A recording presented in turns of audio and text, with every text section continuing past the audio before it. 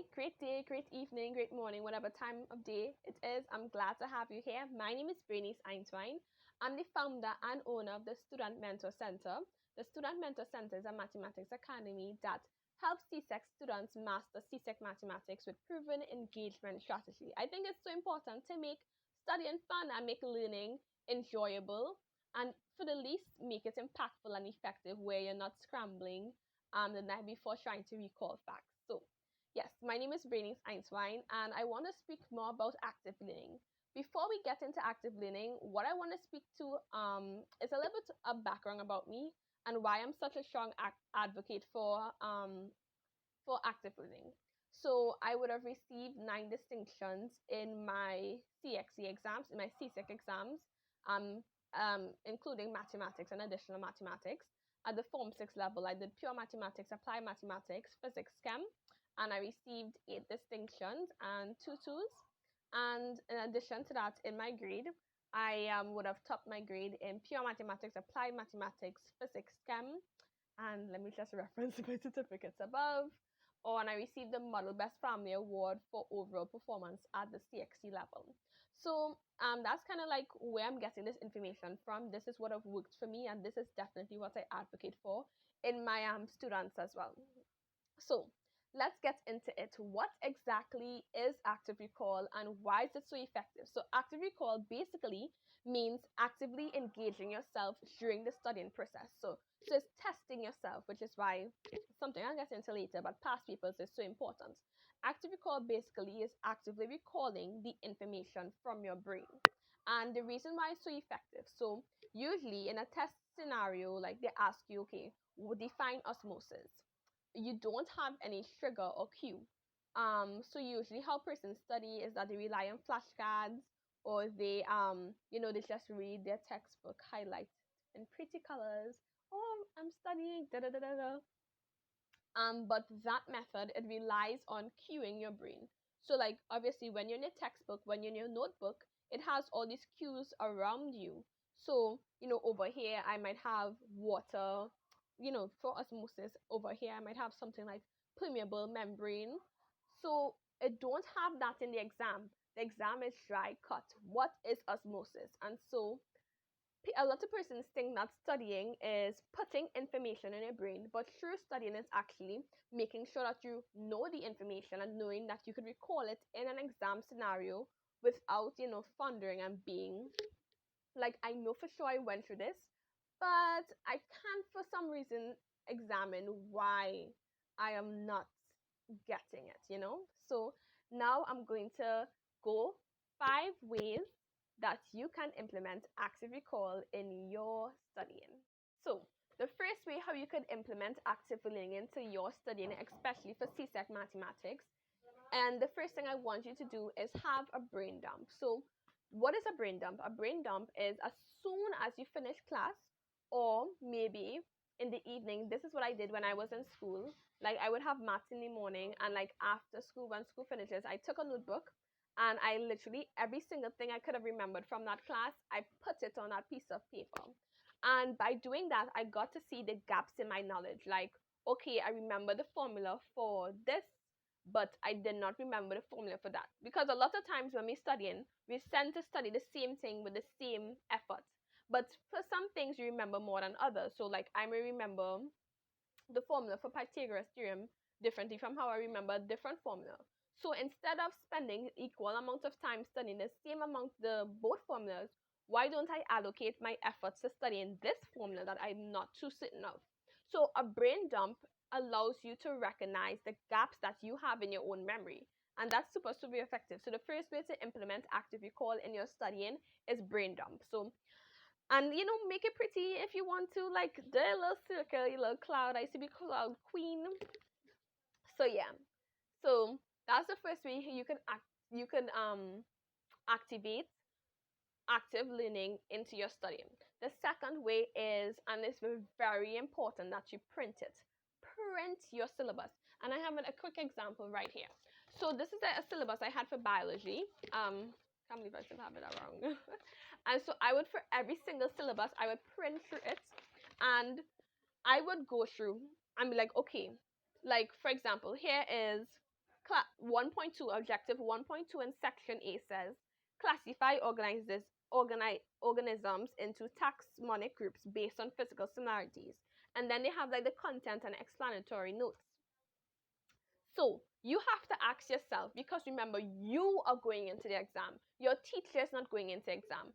When for every single CXC exam I went into, I went through this entire syllabus and made sure that I was competent in answering each and every one of the syllabus objectives. That is what you need to do. You need to print out. You need a physical copy. Do not get listen to me, don't get a digital copy. Well, you'll have the digital copy if you're printing it out, but a physical copy, because what you need to do is you need to monitor results. So what I want you to do, print out your CSEC mathematics syllabus, and you have 3 color coded. Red is I don't understand anything at all. Orange is I understand a little. I know I understand it a little bit, but I could be better. Green is good to go. I'm fully competent in answering this if CXC was to ask me a question. So, and track your results. If you know objective, I really wish I had the CSEC mathematics syllabus right in front of me right now so I could call it out. But I would definitely have it for my follow-up video. So, like, call it out. You know, objective 1.2 says to do this, this, this. How do I feel in answering this question? Is it do I feel red? Do I feel incapable? Need help? Or do I need a green? Because this allows you to focus on your weak areas. It do not make sense in this scenario. It don't make sense practicing the formula for Pythagoras theorem if you know the formula for Pythagoras theorem, which is why it's so important to understand the gaps in the knowledge. So that's the second thing you could do to implement active learning in your education right now. Now, the third thing is very, very, very important. Past papers. Past papers, past papers, past papers.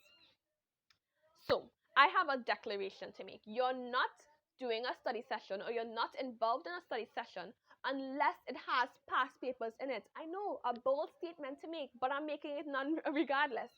If there are no past papers in your study session, then it's not a study session. Why? Because past papers are what you'll be getting in the exam. CXC has shown you that these are the questions we asked in the last 20 years. Guess what we're going to ask this year? You know? So making sure that you're well equipped to answer the questions in CXC. So making sure that you're studying with past papers and get physical copies. Have a dedicated notebook solely for past papers. I remember for Shrigs, ladies and gentlemen, anyone who doing ad maths will relate to me. But I remember when I was doing Shrigs, I was terrible at Shrigs. 5 out of 20, 4 out of 20. Ladies and gentlemen, it wasn't pretty. But you know what I did? I took a notebook, I went in the library, and I said, I'm going to practice Shrigs for the last 10, was it 10 years? I'm going to practice Shrigs. And I don't think it was, no, I don't think it was because ad maths don't have that long, but I literally, all the past previous questions I could have find on Shrigs, I practice. And another thing that I did as well is that I looked at my textbook and looked at the questions, and I practiced those questions as well. Teachers liked it when you take the initiative about your own education. You are sitting in the exam room. You need to be fully prepared. So let's not play games in 2022. If you're only using your study session to highlight in pretty colors, that is not studying. That is you playing with highlighters. Oh, no. But that is you playing with highlighters, really, really, honestly. Active learning is retrieving information from your brain. And so that is why it's so important to be taking past papers, because when your book is closed, when you don't have any distractions, when your textbook is not here, you get to see how much knowledge I know as a person. As a CSEC student, what can I really answer this question if I was to take my CXC exam, mathematics exam right now? So you have to confront yourself with that answer, which is why it's so important to implement past papers. Even if it's one question, even if it's 2 questions, do past papers. And the fourth thing is, coming off the cue of doing past papers, this fourth thing is to monitor your success.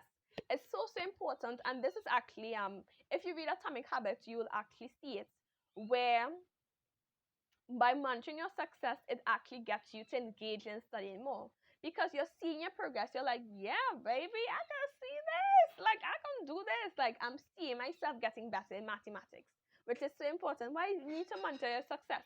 What I would recommend, and this is what I did as well, I think I will link a picture on my Instagram, Student Mentor Center, follow us.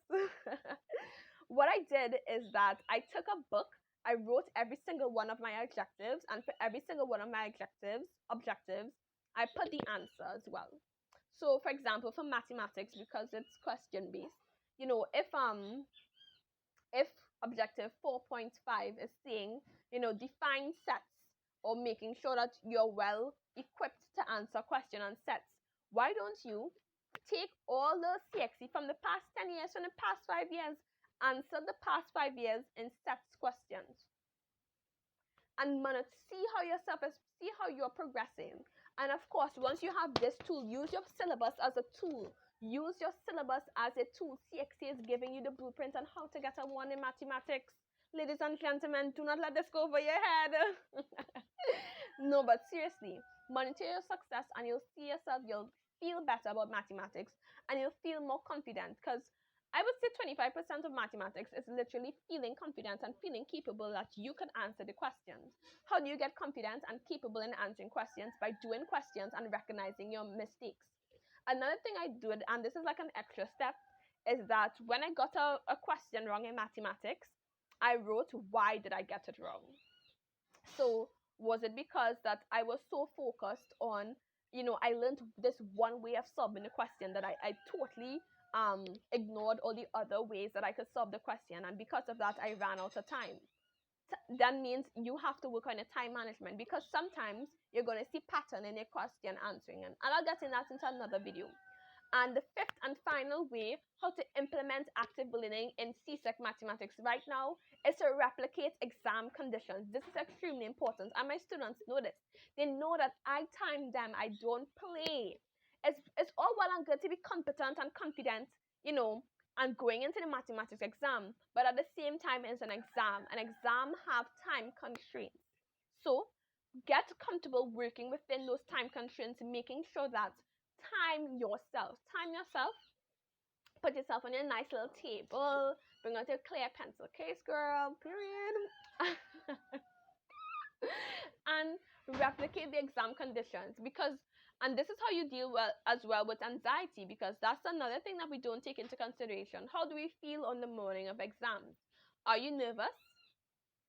Don't you think that'll affect your performance in the exam room?